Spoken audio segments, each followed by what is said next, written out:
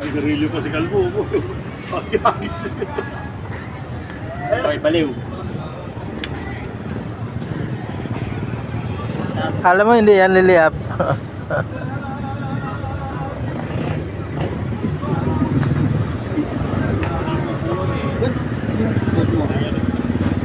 Ako yung martilyo, paano lalabat yan? Saan?